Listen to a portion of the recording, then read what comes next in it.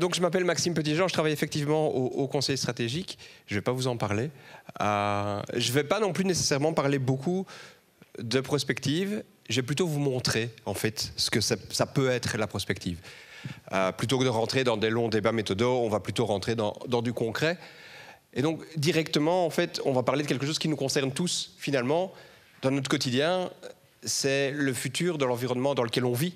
Le futur des villes, et donc le futur de la manière dont on va se déplacer, le futur de la manière dont on va manger, faire ses courses, le futur de la manière dont on va soigner aussi, on va dormir. Qui dort ici avec une montre connectée, par exemple? Peut-être que dans le futur, il y en aura plus, peut-être qu'il y en aura moins, j'en sais rien. En tout cas, une chose dont je suis certaine sur cette présentation, c'est qu'à la fin, vous ne saurez pas ce que c'est le futur. Parce que personne ne le sait, parce que le futur, c'est quelque chose qui se construit. Et une des manières de le construire, c'est de travailler avec ce qu'on appelle des scénarios. Et donc ici, ce que je vais faire, c'est que je vais vous emmener en voyage, alors pas en 2030, mais un peu plus loin, en 2040, dans notre ville du futur. Donc, dans notre ville du futur, on a réussi la transition. Les effets du réchauffement climatique ont été largement atténués. Les espaces publics sont verdurisés, la mobilité en transport en commun, la mobilité active est mise en avant. On a des réseaux de chaleur, des réseaux électriques intelligents qui sont développés dans nos villes. L'économie locale est florissante. La ville est nourrie par ses campagnes, par une agriculture raisonnée. La consommation énergétique et des ressources a largement diminué, tout en évitant la décroissance. Dans notre ville, il fait bon vivre. Maintenant, je prends un pas de côté. Dans notre ville, l'extrême droite a gagné les élections en 2036 et très rapidement, suite aux manifestations d'octobre 2036, a mis la police dans la rue pour mater l'insurrection. Elle a rapidement déployé toute une série d'outils pour contrôler les citoyens. Pourquoi l'extrême droite est au pouvoir? Parce que depuis des dizaines d'années, depuis plusieurs années, on a des inégalités croissantes, on a une banalisation de la criminalité, une grande précarité qui mène à beaucoup de conflits sociaux. On a aussi voulu réindustrialiser la ville et on a trouvé juste à côté de notre ville des gisements d'hydrogène. Et on a installé des industries polluantes juste à côté parce que c'était important pour trouver de l'emploi. Dans cette ville, dans notre ville, la ville est séparée en deux. Il y a ceux qui travaillent dans les usines, dans cet environnement pollué, et il y a ceux qui sont en dehors du centre, dans des espaces plus verdurisés, parce qu'ils ont les moyens de se les offrir. C'est pas fou, hein? Si on prend un autre point de vue, dans notre ville, on a connu un choc brutal. Suite aux différents conflits, l'Ukraine, la Russie, d'autres conflits au Moyen-Orient, en Iran, par exemple, les ressources en gaz et en pétrole sont devenues hyper chères. On ne savait plus les payer, et donc beaucoup de choses sont arrêtées. Forcément, ça a conduit à beaucoup de conflits sociaux, ça a conduit aussi à un exode massif des villes, et donc sont restés ceux qui pouvaient rester, et ils se sont dit, qu'est-ce qu'on fait maintenant? Ils ont reconstruit des communautés locales centrées principalement sur ce qui nous fait vivre, l'alimentation. Donc l'idée, c'est de reconstruire ici des communautés dans un modèle finalement renouveler des communes, des villes autonomes du Moyen-Âge, mais type 2040, avec justement cette question d'utiliser de manière intensive les espaces publics pour nourrir la population et de réutiliser également les espaces disponibles pour créer justement du lien, des espaces démocratiques à ces endroits où tous les commerces ont été vidés par l'exode massif pour justement travailler ensemble et collectivement. Dernier voyage, dans notre ville, on a aussi connu un choc brutal où tout s'est arrêté, mais on n'a pas pu se relever. Enfin, certains ont pu, mais pas nous. Nous, on vit sur le côté, on vit à la marge, et donc on est resté dans un décor de guerre permanent, de bâtiments abandonnés qu'on n'a pas pu entretenir, et on se retrouve de l'autre côté du pont à voir ceux qui ont pu réussir à développer et à financer un système urbain fonctionnel. Donc on se retrouve ici à nouveau dans une dichotomie entre deux futurs, entre deux parties de la ville. Alors, ces 4 images, ces 4 scénarios, ce sont des images du futur. Il n'y en a aucun qui est vrai, Il n'y en a aucun qui est faux à ce stade, parce qu'en fait, on ne sait pas dire si c'est vrai ou faux. Mais l'enjeu, c'est principalement de penser le futur différemment. C'est de montrer qu'il n'y a pas qu'un futur, il y a plusieurs futurs. Et forcément, la manière dont les villes vont se développer, ça va dépendre aussi de nous. Et c'est peut-être un des premiers messages de la présentation, c'est que le futur, il est à construire. C'est-à-dire que ce qu'on va faire d'ici 2040 dans nos villes, ça dépend principalement de nous. Il y a d'autres facteurs, évidemment, mais de nous en tant que société, en tant que collectif. Et c'est quelque chose qui a une visée relativement encapacitante de se dire qu'en fait, le futur, on peut le choisir. Pourquoi? Notamment parce que le futur n'est pas unique, il n'est pas prédéterminé.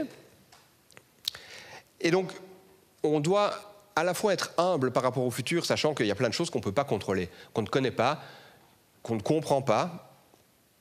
Et donc, typiquement, personne n'avait nécessairement prévu de cette manière-là une pandémie mondiale qui allait arrêter l'ensemble de l'humanité. Personne n'avait prévu, de manière plus récente, des pannes à répétition, ou massives en tout cas, d'électricité en Espagne. Et d'ailleurs, les gens ont été relativement surpris. Et en termes de moteur de changement, ce sont des éléments qu'on ne peut pas prévoir. Il faut vivre avec. Mais on peut vivre en acceptant qu'on ne peut pas prévoir, mais on peut aussi anticiper pour rendre notre écosystème beaucoup plus robuste, nos villes plus robustes. Et donc, l'idée de la prospective, de manière générale, est de penser les futurs et d'anticiper. Il y a cette idée de se dire que hier n'est pas demain, et demain n'est pas nécessairement hier. Donc forcément, le futur n'est pas qu'une prolongation du passé. C'est un espace où les choix sont possibles, surtout si on l'envisage à long terme. C'est pour ça que je parlais de 2040. C'est parce que l'amplitude des changements qu'on peut apporter en 5 ans ou en 15 ans est fondamentalement différente. Et donc, dans cette idée de prospective, il y a cette idée de penser à long terme pour justement ouvrir les possibles et alors anticiper toute une série d'éléments. L'enjeu de se projeter dans des futurs, et surtout avec ces images qui, par ailleurs, ont été réalisées par intelligence artificielle sur base de scripts des scénarios pour les coulisses. Sur base de ça, en fait, ça permet de se projeter et de voir le futur, mais aussi les technologies qui pourraient y être, sous des multiples perspectives. Parce que forcément, et c'est mon second point, en fonction du contexte dans lequel on se trouve, les technologies qu'on va utiliser seront différentes, et même l'utilisation d'une même technologie va varier en fonction du contexte.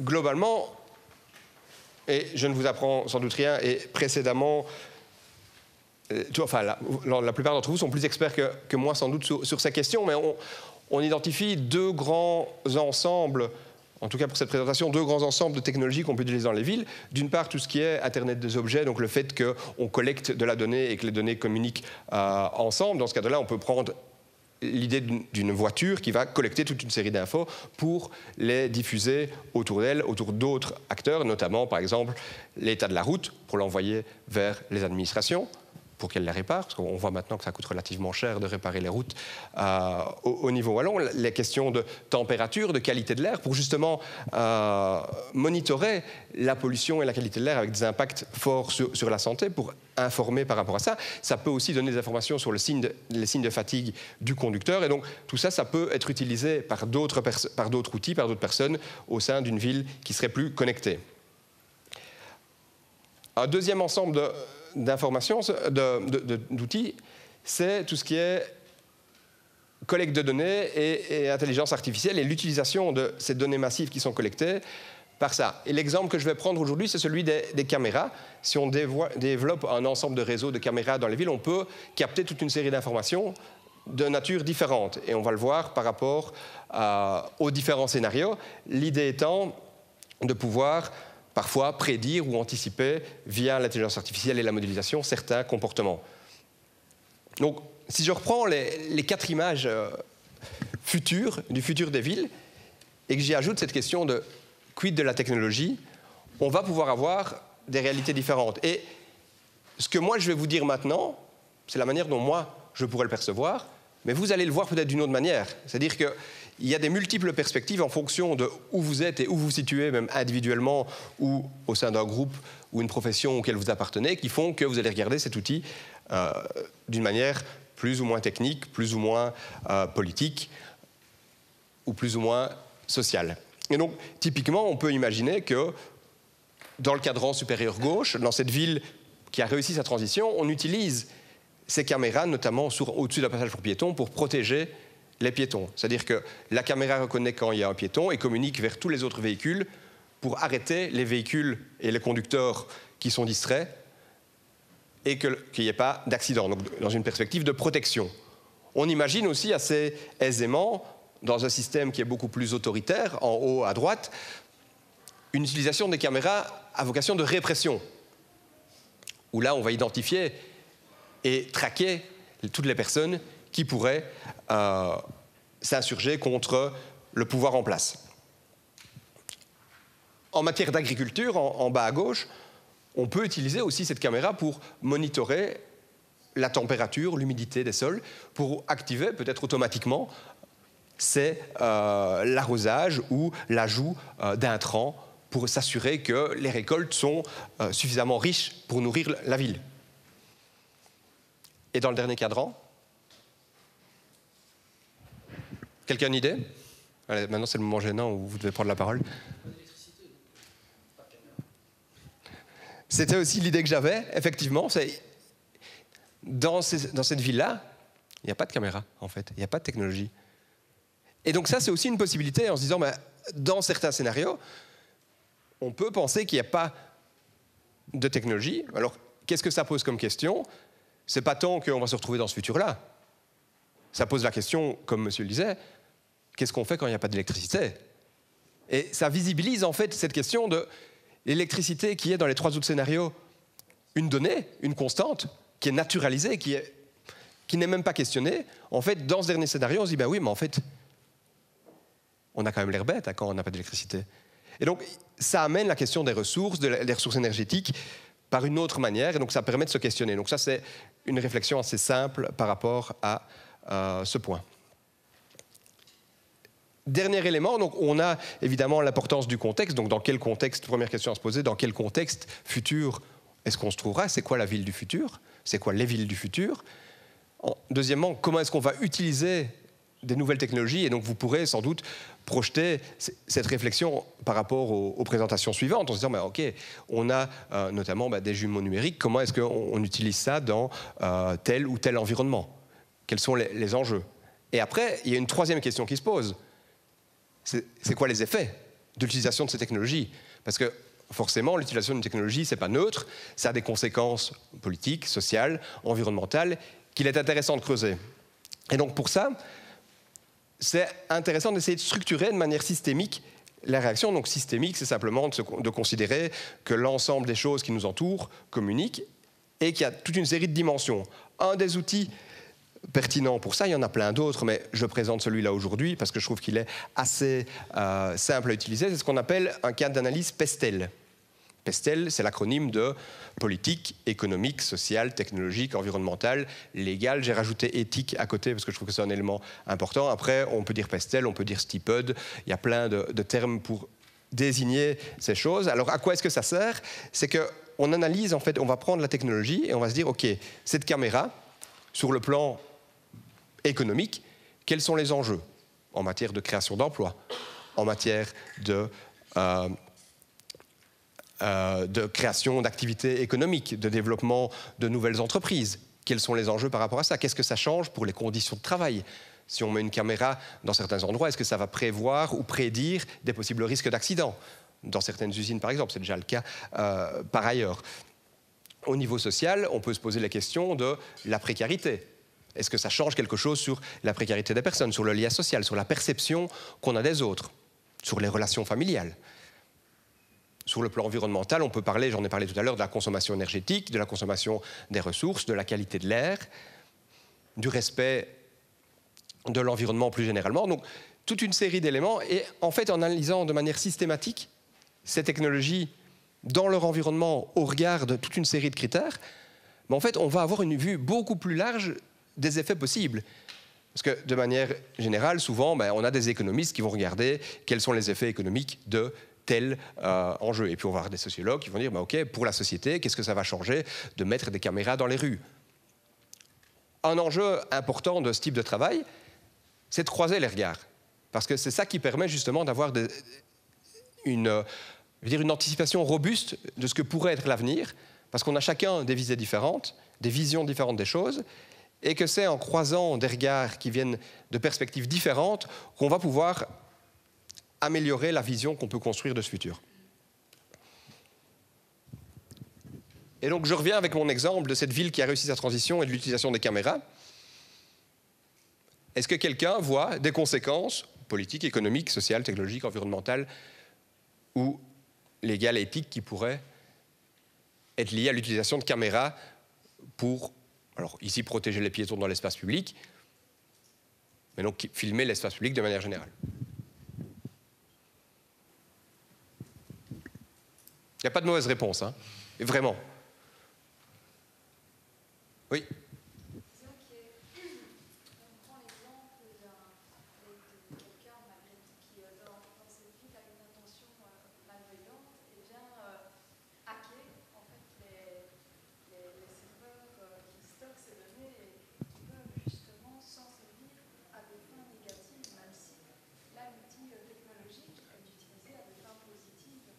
C'est ça, donc là on a un effet technologique ou un risque technologique qui est lié à l'utilisation d'une technologie particulière qui est la perte de données ou en tout cas les breaches et donc la sécurité des données, la protection de la vie privée. Ouais, ok, merci, c'est une super remarque. Est-ce que quelqu'un n'avait pas du tout pensé à ça? Et encore une fois, comme je le disais, c'est une question de perspective. Moi j'y avais pas pensé du tout par exemple, mais... Tout le monde avait pensé à ça? Ouais, non? Vous pensiez à quoi? Ouais, bien. Vous pensiez à quoi? Non, mais c'est vrai que j'avais plus pensé à ce que vous aviez dit avec les politiques, ou plutôt à l'inverse, l'aspect social, où ça peut justement sécuriser certaines zones de la vie, ce genre de choses. Mais j'avais pas pensé à l'effet pervers qui pourrait arriver avec ce genre de pratique. C'est ça. Ouais. Il y a déjà, en tout cas de mon point de vue, le travers de cette ville chinoise qui scanne des individus, qui leur donne un score en fonction du nombre d'incivilités qu'ils ont commis ou pas. Ça crée quand même des vraies questions sociales et sociétales. Ouais, il y a un super, vous le connaissez sans doute, épisode de Black Mirror sur cette question. Il y a Minority Report. Aussi. Ouais. Oui, d'un point de vue sociologique, je pense qu'il y a peut-être aussi une question sur où même le contrôle bienveillant, entre guillemets, où s'arrête le contrôle, où commence la liberté individuelle. Pour prendre juste un exemple, je sais que j'avais travaillé sur un début de projet de recherche qui n'a pas abouti, mais l'idée de recyclage de canettes avec des QR codes. Et pour encourager les gens à jeter les canettes dans les bonnes poubelles, on proposait qu'effectivement ils puissent être identifiés via un compte, via un QR code. Donc ils achètent une bouteille de coca, une canette, ils la scannent, ils la mettent dans une bonne poubelle de tri n'importe où, et en fait ils reçoivent sur leur compte des cents, et comme ça ils ne doivent pas plus trier, revenir avec leur canette, voilà. Mais il y avait vraiment une question de tracking dans l'espace. On sait effectivement où est une personne, où elle a acheté sa canette, où elle a été la déposer, et on pouvait les tracer dans l'espace aussi, et ça posait de vraies questions d'éthique ou de liberté. C'est ça, il y a les questions effectivement d'éthique et d'où est-ce qu'on met la limite par rapport à ce type d'outil. Et ça, je pense que même si on en discute dans cette salle, tout le monde n'a évidemment pas le même avis. C'est des questions qui sont compliquées. Mais le fait de pouvoir en discuter ensemble, je ne sais pas si quelqu'un va encore intervenir, parce que je trouve ça super intéressant. Ouais. Simplement celui qui n'a pas envie d'être filmé, une photo. Il y a des gens qui n'aiment pas ça. C'est ça. Et alors, sur ce point-là, typiquement, je n'avais pas pris la photo, mais j'avais regardé. Je ne sais pas si vous avez vu, notamment au Royaume-Uni, pour contrer l'intelligence artificielle, les gens se peignent le visage de manière un peu bizarre, avec des couleurs jaunes et puis noires et des formes particulières, pour justement déjouer, je veux dire, les algorithmes de l'intelligence artificielle. Donc, il y a effectivement, par rapport à ça, des mécanismes qui commencent déjà maintenant à se développer par rapport à ça. Mais ce que je voulais montrer, en fait, par ce petit exercice, c'était aussi de se dire, en fait, on a tous des perspectives différentes par rapport à ça. On va tous le regarder et penser le futur, c'est un enjeu collectif. C'est pas quelque chose qu'on fait tout seul dans son coin. On peut le faire tout seul dans son coin, mais ce ne serait pas aussi riche qu'en croisant les regards, parce que certains pensent à la question de la sécurité, d'autres à la question de l'éthique, les enjeux sociaux. Mais forcément, on va avoir des regards différents, mais c'est en mettant ces regards ensemble et en discutant autour, par exemple, de ces scénarios, de ce point-là, par exemple, en disant oui, en fait, moi, je n'avais pas pensé à ça. Et ce qui permet de rendre les choix qu'on fait plus tard beaucoup plus robustes. Et c'est un peu ça que cherche à faire la prospective, c'est pas tant de dire ça c'est le futur, mais est-ce que le futur vers lequel on va prend en compte toute une série d'enjeux, finalement, auxquels on a pensé, mais qu'on a ramené maintenant en se disant, en fait, d'ici 2040, c'est peut-être ça, ça ou ça. Mais en fait, si je prends ça en compte, ça veut dire que maintenant, dans mon action aujourd'hui, je mets ça en place. Et donc, c'est vraiment essayer de penser que, comme je le disais tout à l'heure, le futur n'est pas unique. Et donc, pour conclure rapidement, il y a la question de le futur de la ville. Comme je le disais, il reste à construire. Donc, c'est cette question de dans quel contexte se développeront les nouvelles technologies, et les technologies dont on parlera sans doute tout à l'heure. Est-ce qu'il y aura, deuxièmement, des technologies? Donc, quelles sont les technologies du futur? Quelles seront leurs technologies? Quelles sont les modalités de déploiement de ces technologies dans un ou plusieurs contextes donnés? C'est l'exercice qu'on a fait. Et puis, quels sont les effets de ces technologies? Parce que forcément, elles vont interagir avec leur environnement, avec la ville, et comment est-ce qu'on pense ces enjeux-là? Et le point final, c'est évidemment cet enjeu collectif. Et donc, c'est évidemment quelque chose qui doit se faire ensemble pour justement, dans des espaces qui sont dédiés, réfléchir à ces futurs de manière collective et interdisciplinaire également. C'est important de pouvoir regarder. Pour l'anecdote, j'ai travaillé avec Anthony il y a longtemps sur le futur des technologies. Et on avait un groupe assez interdisciplinaire qui a permis d'aborder ces questions différemment. Donc, pour la suite, c'est un peu à vous de jouer pour penser demain ou les demain possibles